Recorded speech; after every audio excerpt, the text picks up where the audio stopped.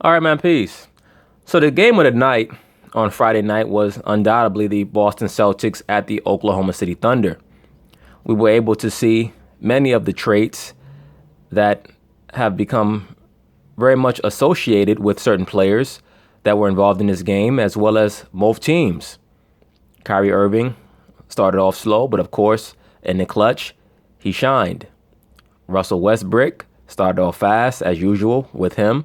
Whenever the game was up and down, running, first half, first 2.5 quarters, he's shining. But when it comes time to execute in the clutch, we know what he becomes. He becomes Russell Westbrook. Carmelo Anthony also came up small in a big spot. But let's see how they're going to cover this game. Of course, I'm going to chime in. You know who's doing big things? The Celtics. Remember when they lost 2 in a row and everybody was kind of freaking out? That didn't last too long. Well, people were not really freaking out per se. The liberal sports media, who, they just swing off of LeBron James, and they were trying to cast Kyrie as the traitor and as the villain, which is something that they love to do, particularly since LeBron James left Cleveland the first time. They love to cast free agents as villains.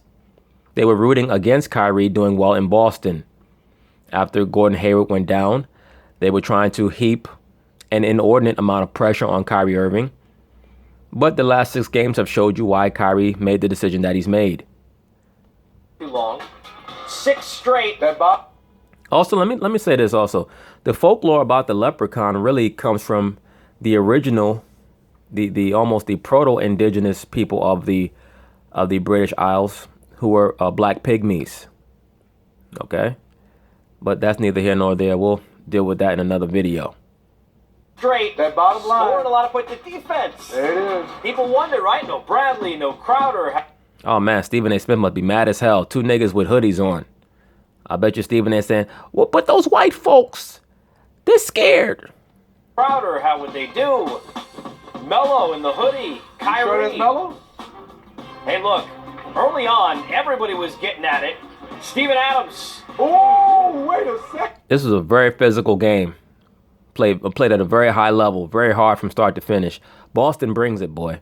If they still had Gordon Hayward, from what I've seen from them, they would definitely be a threat, because the way that they play defensively and physically and how they execute on offense, they will give teams trouble. Golden State is way more talented than them overall, but Golden State will give you the ball. Golden State is a lot like Muhammad Ali back in the 60s. They are way more talented, but they do a lot of things technically wrong that you have to be, you have to be a certain type of fighter to take advantage of the mistakes that Ali made back then. Ali, and I'm not trying to digress too much. As great as Ali was and as talented as he was, the flaws that he had, which were being prone to a left hook, keeping his hands down, snapping his head straight back from punches, he didn't face a fighter who could really capitalize off of those flaws that he had until he fought Joe Frazier. And of course, by then, Ali was coming off of 3.5 years off. But even before the exile, Frazier would have gave him trouble. In the same way, there are certain teams that will give Golden State trouble, and I believe that Boston, if they still had Gordon Hayward, they would certainly be a very bad matchup for Golden State. I still think Golden State would beat them because Golden State also has a lot of heart, but Boston would give them a run for their money. Wait a second. Hey, putting the pain to Aaron Baines. Ouch. Threw it in. She did. And he got a little lift, too. She did. He'd stay in the game, by the way. He's a basketball player. Russell Westbrook takes OKC to a big lead. First, the deep 3. I mean, we've seen this. I mean, look at him against Kyrie here. No chance. And then Marcus Smart. No shot here. Adams the other way. And when you get Westbrook in transition, you get trouble, Greg. Yes, indeed. Russell has that pull-up jump shot go. That's the last thing that you want to see. You don't want to see Russell making that shot because that encourages him to keep taking them. Going. Playing with so much confidence. 19, 11, and 6 boards in the game. 18-point lead at the half, but after a slow start, Kyrie. He got going. 3-pointer is good, then goes inside, and we've seen him game after game so far in the first 2 weeks to get more comfortable.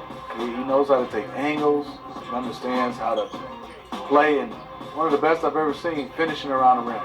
22. Beautiful shot. Left-handed. 22 points, 9 to 13 though in the second half. Yes, he was 1 for 10 in the first half and just started to heat up. There was nothing they could do with that boy in the second half. As he got red hot and really was doing everything, including feeding Al Horford. And Al Horford, man, that man's a deadeye with that ugly ass set shot of his. Made a big shot there. Back and forth we went. Lead is 3. It's then 1, 4+ to go. Give and go. Horford and then Kyrie. Again, 25 and 6 in the game for Kyrie. Block the shooter out. I'll tell you what, you look at the Celtics and their hustle, the way they're playing, Grant. Yeah, they out hustle you. That's why I say they have that Joe Frazier quality, man. Boston really just needs a little bit better personnel. They're one player away from being where they need to be. If they can get a great big man, they'll be right there. Grant, that aggression, since the Hayward injury, really they've turned it on and kind of really collectively tightened as a group. Yes, they have, and it's carried over on this end, the defensive end. Good defense here, tough shot. Paul George knocking it in. But Well, you know it's Paul George. For him to make a clutch shot, it had to roll all the way around the rim. He almost made that shit really by mistake. Because Lord knows that man has never made a clutch shot in his career. but the effort on defense is one of the big reasons. Over here impregnating strippers multiple times with his dumb ass. While Boston's turning the corner. Yeah, this is also not a good matchup. And that got you. No, you don't want that. Steven Adams out on Kyrie, probably not the way to go. Yo, Kyrie's late acceleration, man. Kyrie pulls away from the guy guarding him. It's like when Randy Moss catches a long pass. He just pulls away from his man. Not the way to go. 101-94. The final. That's 7 straight. Celtics, the first team in the history of the association to win 7 straight games. After starting the season 0-2, Kyrie 20+ and 8 and 9. He's been brilliant during this streak. Here he is after the win. Just staying resilient, staying the course, making sure we stick to our game plan. We understand that Brad does a great job preparing us, and we do a great job ourselves too. So once we continue to perfect that, I mean, wins like this, I mean, they mean a lot. Going into film, making sure we're dialing in and coming in prepared. Just putting a full 48-minute game together. First half was ugly, but second half we came out and played well. Yeah, they wore them boys down in the second half. That's why I said, man, if you ever watch a Joe Frazier fight, Joe Frazier comes out and he gets hit with a lot of shit, but he always starts to wear his man down in the middle rounds and finishing them in the late rounds. Boston has that same gritty type of persona in how they play. Wow, outscored them by 25 points in the second half. Damn. Huge third quarter. This comeback was really sparked by Kyrie, but Horford had 3 big threes during this run. You see what they did from beyond the arc, and look at how they moved the basketball. 16 assists to 7 during the stretch. We talked, guys, Smitty, about the Cavaliers, right? And look, it's not easy. Yeah, everybody complain about 3 and 5. You get all these new teammates. Not easy. It's hard enough for Kyrie to kind of figure out, how do I fit in? How do I lead this team? I don't think that Kyrie's had a hard time figuring out how does he fit in. I believe that Kyrie comes in with the mentality that they brought me here to make these other guys learn how to fit in with me. My job is to make sure that I lead them properly and that I divest the appropriate amount of influence and shots to each one of these players accordingly. That's what a good leader does. You know, a good leader, he delegates certain power to different subordinates that he has according to their skills and their abilities. That's Kyrie's job. So it's going to be a reflection of his intellect and his basketball IQ, and it's going to reflect on the court. And thus far, they've been very successful. Then you lose Hayward. Now you do it with a different group. What's impressed you about what he's done, kind of leading this bunch here over the 7-game stretch? Well, I like he's still able to score the ball. We understand Kyrie's always going to be able to do that, but He's the best one-on-one player in the NBA. Him and Harden. I mean, they're 1 and 1A, best one-on-one guys in the NBA. Do that, but being able to allow other guys to blossom offensively as well. And I love what Brad Stevens is doing. Me and G Hill talked about it. He's putting him in different type of situations. He's coming off the basketball. He's catching a live ball. And then he's making plays, quick hitting plays. But what I love is the way this team is gelled defensively. They lost Avery Bradley. They lost Jay Crowder. And they have stepped up. Them young guys, Jason Tatum and also Jaylen Brown, has done a nice job. And I'm really impressed how they gelled so quickly, even after the 2 Yo, when Kyrie throws that hard dribble on you, boy, goodness sakes. I mean, he has combinations like Roy Jones had back in the 90s. The 2 losses without Gordon Hayward, they look like they've been together for 2 or 3 years, and this team has had a lot of moving parts and a lot of new pieces, and they're gelling right now. Yeah. Well, that's really a testimony to Brad Stevens and how great a job he's done helping them to come together. Right now. Yeah, Marcus Morris also back tonight. The thing, Grant, about going back to that graphic, the defense. You lose Avery Bradley. Great. And hey, defense is all about effort. When you play great defense, that gives your offense time to coalesce, to come together, to gel. The onus is not so much placed on the offense when you know that you're going to get a great defensive performance every night. Great defender. You lose Jay Crowder. I think everybody said, I know I did, what about the defense? How's it all going to work? Collectively, they've done a great job. How much of that is Brad Stevens? How much goes on the players? Maybe a little both. I think it's a little bit of both. And like you said, you lose a physicality on the perimeter with Jay Crowder, Avery Bradley, year in and year out, one of the top defenders. And I thought, that was one of their strengths, guarding the perimeter, and particularly going against a Cleveland, possibly, with a Kyrie and a LeBron in years past. But this team has maintained that defensive identity. And I think it's the character and the commitment from the players on the court. And then the coaching, Brad Stevens. I mean, I think that you can tell they really buy in to what he's talking, what he's preaching on both ends of the floor. Absolutely. And so much about being a teacher is how much the people who are hearing you are actually listening. That's one thing to hear, but are you listening to what's being told?